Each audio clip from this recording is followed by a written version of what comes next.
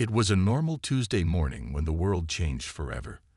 The sun rose as usual over New York City, casting long shadows across the bustling streets. People hurried to work, sipping coffee and checking their phones.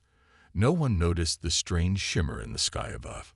At 8:37 a.m., a deafening boom shook the entire city. Windows rattled and car alarms blared. Confused, people looked up. Their jaws dropped in shock. A massive spaceship, easily the size of Central Park, hovered above the skyscrapers. Its surface gleamed like polished metal, covered in strange symbols and pulsing with eerie blue lights. Panic spread quickly. People ran screaming through the streets. Cars crashed as drivers abandoned their vehicles. The police were overwhelmed with emergency calls. News helicopters swarmed the area, broadcasting live footage to a stunned world. But New York wasn't alone. Similar ships appeared over every major city across the globe. London, Tokyo, Moscow, Beijing, Rio de Janeiro, all faced the same terrifying sight. The alien invasion had begun. In Washington, D.C., President Sarah Chen was rushed to a secure bunker. Her advisors crowded around her, their faces pale with fear. "Madam President," the Secretary of Defense said, his voice shaking, "we're under attack. Our military is standing by, but we've never faced anything like this." President Chen's mind raced. How could they fight an enemy so advanced? She took a deep breath and straightened her shoulders. "Contact the UN," she ordered.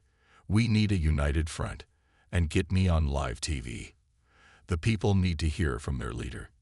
As world leaders scrambled to respond, the alien ships remained motionless. An eerie silence fell over the cities.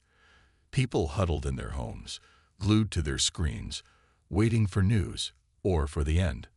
At precisely 12:00 p.m. Greenwich Mean Time, every electronic device on Earth, TVs, phones, computers, suddenly switched on. A face appeared on the screens. It was humanoid, but clearly alien. Its skin was a pale blue, with large, dark eyes that seemed to stare into everyone's soul. The alien spoke, its voice oddly melodious. "People of Earth," it said, the words somehow perfectly translated into every language. "We are the Galactic Council. Your planet is now under our control. Resistance is futile. We are superior in every way. Submit, and you may live as our servants." The message played on repeat for an hour. When it ended, the world erupted in chaos. Riots broke out in some cities. Others fell into stunned silence. Military forces around the globe mobilized, but they were hesitant to attack. How could they hope to defeat such advanced technology? In a small lab in Mumbai, India, Dr. Aditi Sharma watched the alien message for the 100th time. Her team of scientists had been working on experimental quantum technology. Now she wondered if their research could help humanity in its darkest hour. "We need to analyze their communication method," she told her colleagues. "If we can understand their tech, maybe we can find a weakness." Meanwhile, in a high school in Lagos, Nigeria, a teenage girl named Oluwase Adeleke felt a spark of defiance. She was a programming prodigy, known for hacking systems adults claimed were unhackable. As her classmates wept in fear, Oluwase's mind whirred with possibilities. "They're just fancy computers," she muttered, "and every computer can be hacked." As the first day of the invasion drew to a close, humanity teetered on the brink. The Galactic Council's ships still loomed overhead, silent and threatening. World leaders debated their options. Military commanders drew up desperate plans, and ordinary people everywhere grappled with the new reality. Earth had always thought it was alone in the universe. Now, faced with a technologically superior enemy, humanity would have to dig deep. They would need to find strength they never knew they had. The fight for Earth's future had only just begun. Remaining parts of the outline. The sun rose on the second day of the invasion. Earth's military forces were ready to fight. Fighter jets circled the alien ships. Tanks rolled through city streets. Soldiers stood guard, weapons aimed at the sky. At 900 hours, the order came. Engage the enemy, commanders around the world said. The human counterattack began. Jets fired missiles at the alien ships. The explosions were bright against the morning sky. But when the smoke cleared, the ships were untouched. Not even a scratch. The aliens had some kind of shield technology. In New York, a brave pilot named Jack Rodriguez flew his jet straight at the alien ship. "Let's see how they like this," he said. He aimed for what looked like a weak spot. But just before impact, his jet froze in midair. The blue light surrounded it. Then the jet slowly lowered to the ground, as if placed there by a giant hand. Similar scenes played out worldwide. Human weapons were useless. Tanks stopped working near the ships. Guns jammed. It was like the aliens could turn off human technology at will. The Galactic Council finally responded. Small fighter ships launched from the main ships. They were fast, sleek, and deadly. They fired strange energy weapons that cut through buildings like butter. In London, Big Ben exploded in a shower of stone and metal. The Eiffel Tower in Paris melted and collapsed.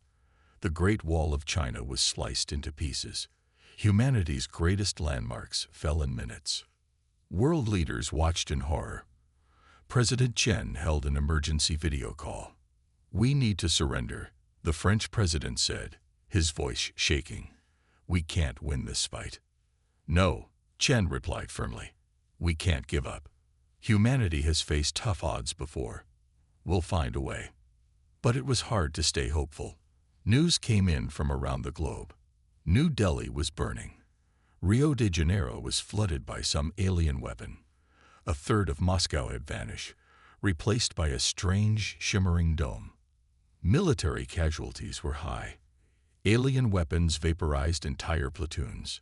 Soldiers retreated, shell-shocked and defeated.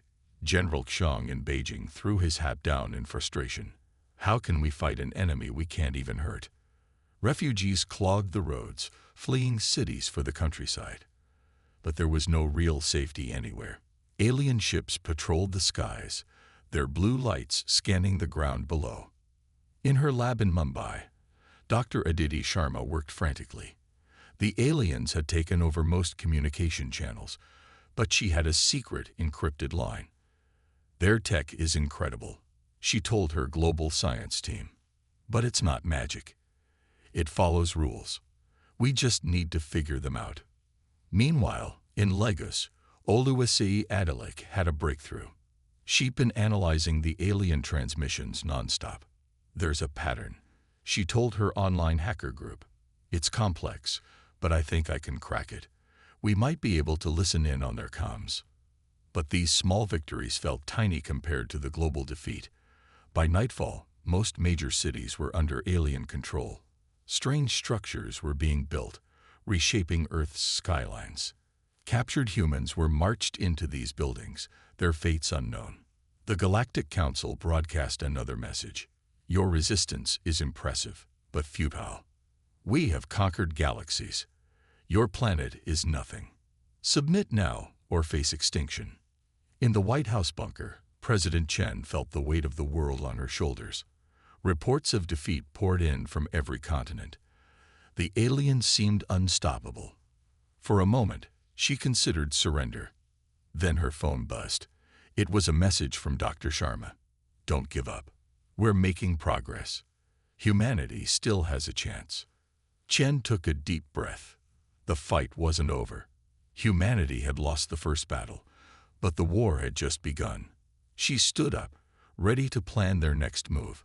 Somehow, they would find a way to fight back. As night fell on the second day, the alien ships glowed eerily in the darkness. But in hidden labs, secret bunkers, and ordinary homes, humans refused to give up. They were down, but not out. The spirit of humanity was bruised, but unbroken. Remaining parts of the outline. A week had passed since the invasion began. The world was changed forever. Alien ships hung in the sky like metal mountains. Strange buildings rose where famous landmarks once stood. Humans lived in fear, never knowing when the aliens might strike next. But beneath the surface, something was stirring. Humanity's hidden strength was awakening. In a secret underground lab in Mumbai, Dr. Aditi Sharma hadn't slept in days. Her eyes were red, her hair messy. But there was a fire in her eyes. "Look at this," she said to her team, pointing at a screen full of complex equations. "The aliens use a form of quantum entanglement for their shields. If we can disrupt it." Her colleague, Dr. Chen Wei, nodded excitedly. "We could bring down their defenses. But how do we generate enough power?" Aditi smiled. "Remember that experimental fusion reactor we were working on? Time to fire it up." Meanwhile, in Lagos, Oluwase Adeleke had turned her bedroom into a hacker's paradise. Computers hummed all around her. Her fingers flew over the keyboard. "Got you," she whispered. On her screen, alien symbols flowed by. She was in their system. "They're planning to attack the resistance base in the Sahara," she said into her encrypted communicator. "We need to warn them." Across the globe, small acts of rebellion were growing. In New York, a group of construction workers sabotaged alien building projects. In Rio, surfers used their knowledge of ocean currents to smuggle supplies past alien patrols. In Tokyo, gamers used their strategic skills to coordinate guerrilla attacks. The aliens were puzzled. Commander Zix of the Galactic Council frowned at the reports. "These humans are resourceful," he said. "Perhaps we underestimated them." His second-in-command, Vela, nodded. "They adapt quickly, and they're unpredictable. It's annoying." In Washington, D.C., President Chen met with her advisors in a hidden bunker. General Maria Ruiz, leader of the global resistance, gave her report. "We're making progress," she said. "Small victories, but they add up. The aliens can't be everywhere at once." Chen nodded. "What about the scientists? Any breakthroughs?" "Dr. Sharma thinks she's close to cracking their shield technology. And there's a young hacker in Nigeria who's giving us valuable intel." For the first time in days, Chen felt a glimmer of hope. "Keep pushing," she said. "Humanity's strength has always been our diversity and creativity. We need to use that." Back in Mumbai, Aditi's team worked frantically to build their disruptor. Parts were scavenged from old cell phones and microwave ovens. The device looked like a mess of wires and metal, but Aditi knew it was their best hope. "It's ready," she said, lifting the device. It hummed with power. "Now we just need to get close enough to an alien ship to use it." In Lagos, Oluwase made another breakthrough. "Their communication system has a backdoor," she told her resistance contact. "We can't control their ships, but we might be able to listen in, maybe even send false orders." The resistance grew stronger each day. Humans shared knowledge across borders and cultures. A farmer in Kansas figured out how to hide large groups from alien scans by using a mixture of local minerals. A chemist in Egypt developed a smoke bomb that could temporarily blind alien sensors. The aliens were getting frustrated. Commander Zix paced in his ship. "How are they doing this?" he growled. "They're supposed to be primitive." Vela looked worried. "Sir, maybe we should call for reinforcements." Zix slammed his fist down. "No, I will not admit defeat to these humans." Little did he know, Oluwase was listening to every word. She smiled as she relayed the conversation to resistance leaders. As the third week of the invasion began, the mood on Earth was changing. Fear was turning into determination, despair into hope. Humanity had been knocked down, but they were getting back up. In her lab, Aditi looked at her team. "Ready for a field test?" she asked, holding up the disruptor. In Lagos, Oluwase cracked her knuckles. "Time to cause some real chaos in their systems," she grinned. And in bunkers and hideouts around the world, resistance fighters prepared for their biggest operation yet. The aliens thought they had won. They were about to learn how wrong they were. Humanity's hidden strength was about to be revealed. Remaining parts of the outline. The day had finally come. After weeks of preparation, humanity was ready to strike back. The resistance called it Operation Thunderbolt. It would be their biggest, most daring move yet. In Mumbai, Dr. Aditi Sharma looked at her team. "This is it," she said, holding up the shield disruptor. "Let's show these aliens what humans can do." They loaded the device into a hidden compartment of an old truck and set off towards the nearest alien ship. Meanwhile, in Lagos, Oluwase Adelik cracked her knuckles. Her room was dark except for the glow of computer screens. "All right," she muttered. "Time to cause some alien chaos." Her fingers flew over the keyboard as she prepared to launch her cyber attack. Across the globe, resistance cells got ready. In New York, Jack Rodriguez, the pilot who had survived the first day's attack, climbed into a refitted jet. In Rio, surfers loaded their boards with hidden weapons. In Tokyo, gamers turned strategists gave last-minute instructions to their teams. High above Earth, Commander Zix of the Galactic Council felt uneasy. Something's not right. He told his second-in-command, Vela. "The humans are too quiet." Vela nodded. "Should we increase patrols?" Before Zix could answer, alarms blared. Red lights flashed across the ship's control room. "We're under attack," an alien officer yelled. On the ground, Aditi's team had reached their target. They parked the truck in the shadow of the massive alien ship. "Now," Aditi yelled. Her colleague hit the switch. The disruptor hummed to life, sending invisible waves towards the ship. For a moment, nothing happened. Then, with a sound like shattering glass, the ship's shield flickered and died. At that exact moment, Oluwase hit enter on her keyboard. Suddenly, every alien communication channel was flooded with false orders and confusing messages. "What's happening?" Aliens cried out across their network. "Are we under attack? Retreat. Advance." In the skies, Jack Rodriguez led a squadron of jets towards the now vulnerable alien ship. "Remember, aim for the weak spots we identified," he said into his radio. "Let's make these shots count." The jets fired their weapons. This time, there was no shield to stop them. Explosions rocked the alien ship. It tilted in the air, smoking and sparking. Similar scenes played out around the world. In Rio, surfers snuck past confused alien patrols and sabotaged their ground equipment. In Tokyo, precise strikes took out key alien installations. Commander Zix stared at his screens in disbelief. "How is this possible?" he roared. "They're just humans." Vela looked pale. "Sir, we've lost shields on multiple ships. Our comms are in chaos. Ground forces are reporting heavy losses." For the first time, fear crept into Zix's voice. "Send a message to High Command. We need reinforcements." But thanks to Oluwase's hacking, that message never got through. Instead, a fake order to retreat was sent to all alien ships. On the ground, humans cheered as they saw alien ships starting to pull back. President Chen watched from her bunker, tears in her eyes. "We did it," she whispered. "We actually did it." But the fight wasn't over. As Aditi's team packed up their equipment, a group of alien soldiers appeared. "Stop right there," they shouted, raising their weapons. Aditi stood her ground. "You're the ones who should stop," she said calmly. "Look around. Your invasion has failed. It's time to talk." The alien soldiers hesitated.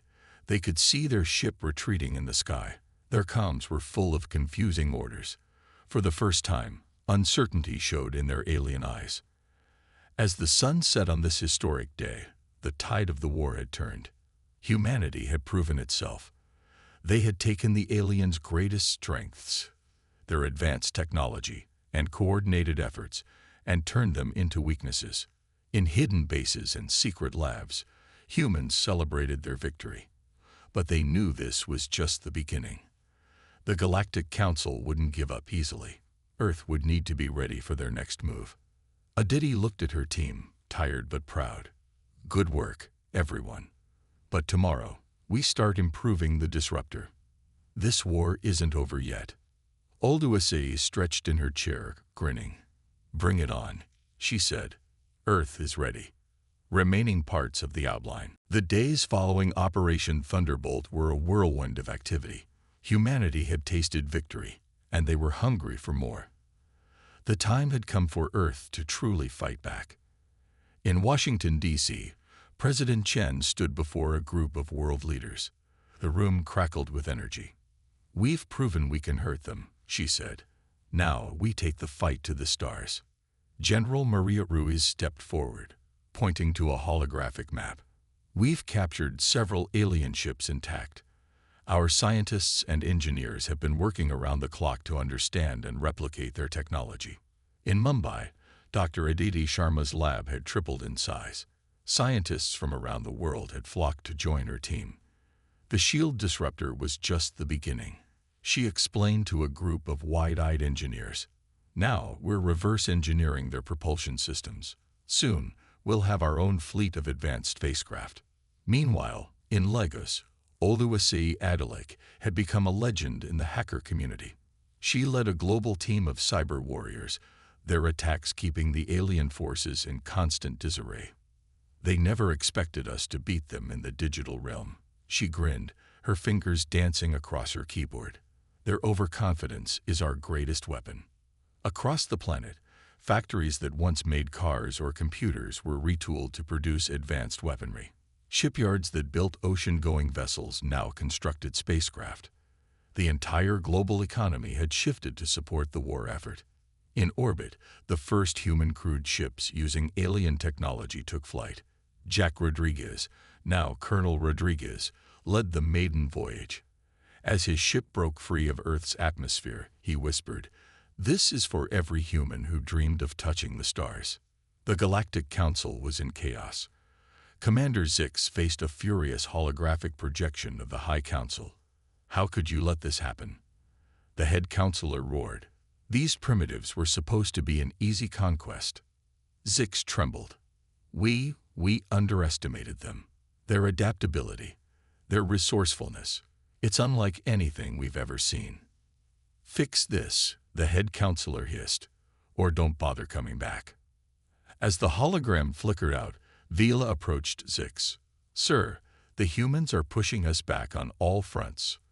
We've lost control of Luna Base, and their ships are approaching Mars.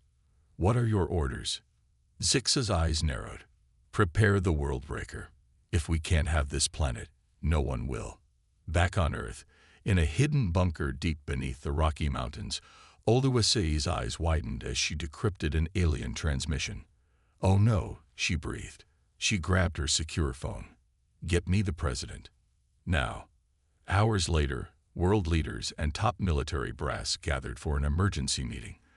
Oluwase's young face looked out from a large screen. "The aliens are preparing a super weapon," she reported. "Something called the Worldbreaker. From what I can tell, it has the power to shatter a planet's core." A shocked silence fell over the room. Then, Dr. Sharma spoke up from another screen. "If we can get the specifications, we might be able to find a weakness. Oluwase, can you get us more data?" The young hacker nodded. "I'm already on it." President Chen stood, her face resolute. "We've come too far to back down now. Humanity didn't just survive the initial invasion. We pushed them back. We took their technology and made it our own. And now we'll stop their ultimate weapon." She turned to General Ruiz. "Prepare our forces. We're taking the fight to their main fleet." As the meeting adjourned, a buzz of activity filled the room. Orders were given, plans were made. The greatest battle in human history was about to begin. In orbit, Colonel Rodriguez received his orders. He looked at his crew, a diverse group of Earth's finest. "Well, folks," he said with a grim smile, "looks like we're saving the world again." His second-in-command, a former video game designer named Yuki, grinned. "Just like in the games. Colonel. But this time, it's for real." Rodriguez nodded. "For real, and for all of humanity. Let's show these aliens why you should never underestimate Earth." As ships launched from Earth in massive numbers, as scientists worked feverishly to counter the Worldbreaker, as hackers waged digital war, a sense of unity swept the planet. Humanity had been pushed to the brink, and they had not only survived but thrived.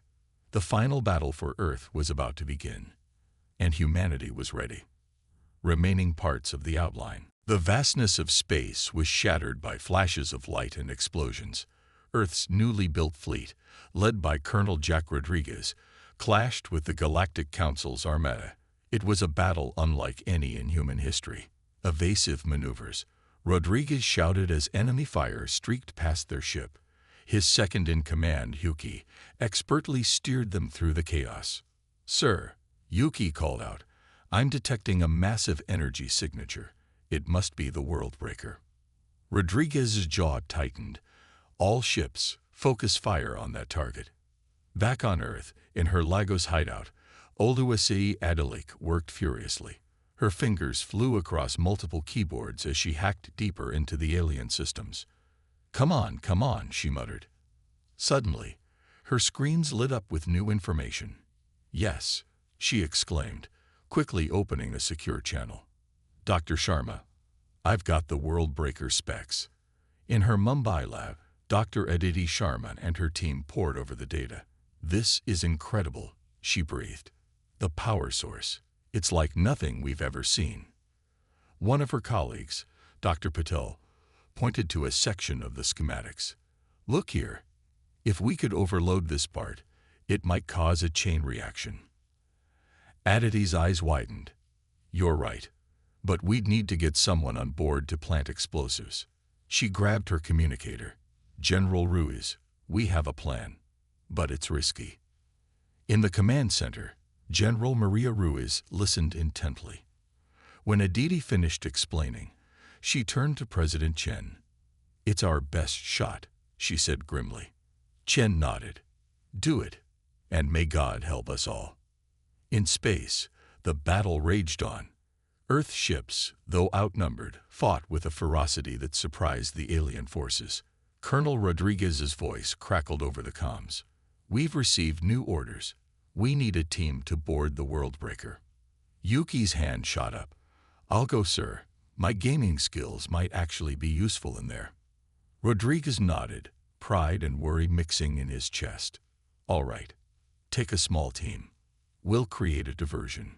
As Yuki and her team prepared for their mission, Commander Zix of the Galactic Council watched the battle with growing alarm. "How?" he growled. "How are they matching our technology?" His second-in-command, Vela, looked nervous. "Sir, their tactics, they're unpredictable. It's like they're making it up as they go along." Zix slammed his fist down. "Enough. Prepare the Worldbreaker. We end this now." As the massive Worldbreaker began to power up, Yuki and her team snuck aboard. They moved quickly through the alien corridors, guided by Oluwase's hacked schematics. "It's like that level in Space Crusader 3, one of Yuki's team whispered. She grinned despite the tension. Who knew video games would prepare them for this? Meanwhile, Rodriguez led a daring attack on the Worldbreaker's defenses. "Keep them busy," he ordered his fleet. "Give our team time." Inside the Worldbreaker, Yuki reached the main power core. "Okay, Dr. Sharma," she said into her comm. "We're here. What now?" Aditi's voice came through, tense but clear. "Place the charges exactly where I tell you. One mistake and—" She didn't need to finish. They all knew the stakes. As Yuki's team worked, the space battle reached its peak. Earth ships fought with everything they had, but the aliens' numbers were overwhelming.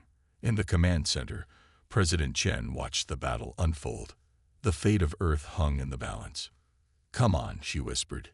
"Just a little longer." Aboard the Worldbreaker, Zix was about to give the order to fire when alarms blared. "What's happening?" he roared. Vela's eyes widened in panic. "Intruders. They've reached the core." Zix's face contorted with rage. "Stop them. Fire the Worldbreaker now." But it was too late. Yuki hit the detonator. "Fire in the hole," she yelled as her team raced for their escape pod. The Worldbreaker shuddered. Explosions ripped through its core. Zix watched in horror as his superweapon began to tear itself apart. In space, Rodriguez saw the world breaker start to implode. "All ships, fall back," he ordered. "It's gonna blow." The explosion lit up space like a new sun. When the light faded, the world breaker was gone, and with it, the Galactic Council's hopes of victory. As cheers erupted across the Earth fleet, Rodriguez allowed himself a small smile. "Well done, everyone," he said quietly. "Let's go home." The final battle was over. Earth had won. But as Rodriguez looked out at the stars, he knew this was just the beginning. Humanity's journey to the cosmos had truly begun. Remaining part of the outline. 1 year had passed since the destruction of the world breaker. Earth had changed. The skylines of major cities now featured sleek buildings with alien-inspired architecture. Hover cars zipped between skyscrapers, but more importantly, the spirit of humanity had been transformed. In New York, the United Nations building had been rebuilt and expanded. Today, it would host the most important meeting in human history. President Chen stood at the podium, facing not just Earth's leaders, but also representatives from a dozen alien races. She took a deep breath. "Fellow Earthlings and our guests from the stars," she began, "today marks a new era. We gather here not as conquerors or the conquered, but as equals. Earth demands its rightful place in the galactic community." In the audience, Dr. Aditi Sharma and Oluwase Adeleke sat side by side. Once strangers, now they were hailed as heroes of Earth. Aditi leaned over and whispered, "Did you ever imagine we'd be here?" Oluwase grinned. "In my games, sure. But this is beyond even my imagination." As President Chen continued her speech, the alien delegates listened with a mix of awe and unease. Earth, a planet they had dismissed as primitive just a year ago, had not only repelled their invasion, but had mastered technology it took other races centuries to develop. "We come to the galactic stage, not with threats, but with open hands," Chen said. "We offer our unique perspective, our creativity, our indomitable spirit. In return, we ask for respect and recognition." In orbit above Earth, Colonel Jack Rodriguez and his second-in-command Yuki led a patrol of Earth's new defense fleet. Sleek ships, a blend of human ingenuity and alien tech, stood guard over the planet. "Penny for your thoughts, Colonel," Yuki asked. Rodriguez smiled. "Just thinking about how far we've come. A year ago, we were fighting for survival. Now, we're up here, protecting Earth as it joins a galactic civilization." Back in the UN, the alien representatives began to speak. The Zordblaxian ambassador, a tall, crystalline being, stood first. "Earth has proven itself a force to be reckoned with," it chimed. "We would be honored to establish formal diplomatic relations." Others followed, each expressing a mix of respect and caution towards Earth. But it was the final speaker that caught everyone by surprise. Commander Zix, once the leader of the invasion force, now stood as a representative of a reformed Galactic Council. He looked older, humbled. "Humans of Earth," he began, his voice carrying across the silent chamber. "We came to your world believing ourselves superior. We were wrong." He paused, his alien features showing what could only be described as regret. "Your victory was not just one of weapons or technology, but of spirit. You showed us that true strength lies in diversity, in adaptability, in the very unpredictability we once dismissed." In a hidden lab beneath the streets of Tokyo, Dr. Yoko Tanaka watched the proceedings on a holographic display. Around her, a team of human and alien scientists worked on a new project. "Fascinating," she muttered. "Who would have thought our primitive fusion experiments would be the key to revolutionizing galactic travel?" As the meeting in New York concluded, humanity found itself not just accepted, but celebrated in the galactic community. Earth's unique history of overcoming challenges, of uniting in the face of overwhelming odds, made it a valuable addition to the interstellar civilization. President Chen signed the Galactic Charter, officially marking Earth's entry into a wider universe. As cameras flashed and history was made, she thought about the incredible journey that had brought them here. Later that evening, as celebrations erupted around the globe, a small group gathered on the roof of the UN building. President Chen, Dr. Sharma, Oluwaseyi, Colonel Rodriguez, and Yuki looked up at the stars. "So," Oluwaseyi said with a mischievous grin, "where are we going to explore first?" Aditi laughed. "Slow down. We've only just joined the galactic community.